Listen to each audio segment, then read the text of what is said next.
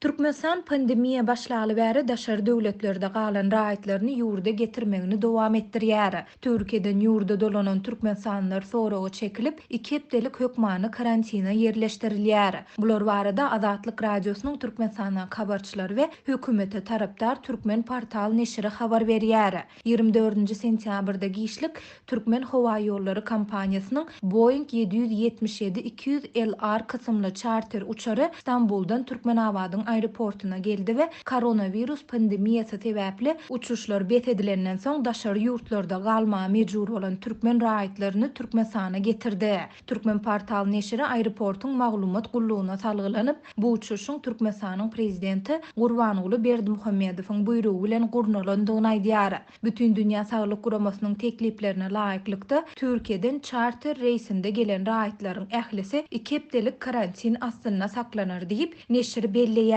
Bu uçur reýsinde gelen türkmenistanlaryň bir näçesi bilen söhbetdeş bolan Azatlygyň yerli habarçysy İstanbul uçurunda ýurda dolanan ýolawçylaryň ählisiniň soragy çeklendigini habar berýär. Olara nirede işlediň, nirede ýaşadyň, näme bilen meşgullandyň ýaly soraglary beripdirler. Aeroportuň işgärleri olaryň ähli goşlaryny açyp dörüpdir.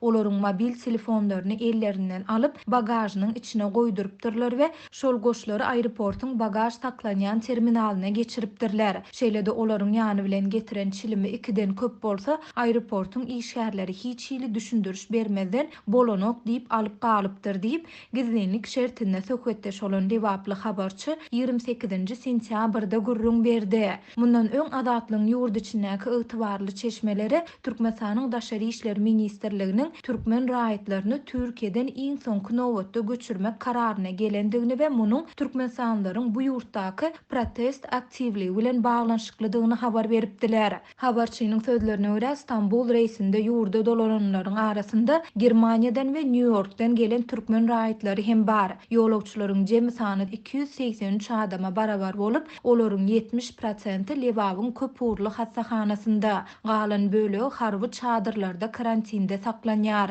İstanbulda gelen uçurda maşgalaly raýatlar şol sanda aýallar, erkekler, çagalar, ýagny ähli ýaşdaky adamlar bar. Köpurly hastahana ýaş çagaly eneler we näsaglar yerleşdirildi. Çagaly eneleriň ýoldaşlary harby çadyrda saklanýar. Gelen raýatlaryň 10% studentler bolup, galanlary işlemäge giden raýatlar diýip habarçy belledi. Habarçy karantin zolaklaryna yerleşdirilen raýatlaryň 14 günüň dowamında 3 gezek test tapşyrmalydygyny, olaryň her biriniň bahasynyň 100 manada barabardygyny aýdyp, munyň raýatlaryň öz hasabyna amala aşyrylýandygyny hem belledi.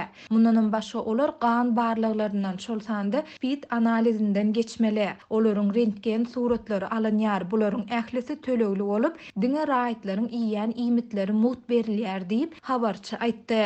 Belläp geçdik, çadır lagerindäki şertler barada resmi maglumat ýok. Ýurdun saglygy saklaýyş resmileri we medpuat serişdeleri hem bu barada habar bermeýär. Ýöne karantindäki adamlaryň garyndaşlarynyň Azatlyga habar bermegine görä, bu zolukdaky şertler ol ýerdäki adamlarda näýelelik döredýär. Ýöne karantin işgärleri we saglyk resmileri şertleri gowlandyrmak barada özlerine edilýän arz şikayetlere üns bermeýärler. Azatlygyň habarçysy İstanbul Türkmenabad aralygynda ýene bir charter uçuşynyň boljakdygyny we munyň 30 sentýabrda amala aşyryljakdygy barada gurrunlaryň bardygyny hem belledi. 2021-nji ýylyň apreline çenli hemme hatda welaýetary transport çäklendirmeleriniň saklanyp galjakdygy aýdylýar. Daşary ýurtlara charter reýsleri bolmaz, diňe raýatlary ýurda getirmek üçin ýürüteleşdirilen reýsler bolar diýip habarçy ýagdaý bilen gönden gön tanyş ygtybarly çeşme salgylanyp belledi. Azatlyk radiosy baýdylanlar barada Türkmenabadyň aeroportundan we Türkmen Howa ýollary kompaniýasyndan goşmaça maglumat alyp bilmedi.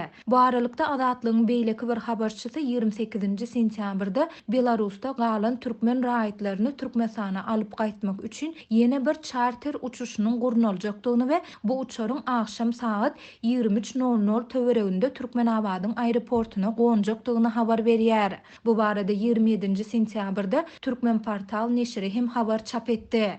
Neşir aeroportun maglumat gulluğuna salgylanyp Minsk Türkmenabad uçuşunyň Türkmen Hawa Ýolları aviakompaniýasynyň Boeing 737-800 ýolagçy uçurunda amala aşyryljakdygyny we munyň Türkmenistanyň hökümetiniň buýrugy bilen gurnalýandygyny ma'lum etdi. Türkmen häkimetleri öz raýatlaryny ýurduna getirmek planlaryny awgustyň ortalarynda elan etdiler. Türkmenistanyň hökümeti mundan öň pandemiýa çäklendirmeleri sebäpli odal ýzyna dolanyp bilmedik türkmen raýatlaryny ýzyna getirmek üçin Russiýa, Belarusa we Hindistana charter uçuşlaryny gurady. Türkmenistan COVID-19 bilen bagly ýekeje wakanyň hem hasaba alynmandygyny öňe sürýär. Türkmen hökümeti pandemiýa döwründe daşary ýurtlarda galan türkmenistanlaryň sanyny anyklaşdyrmaýar.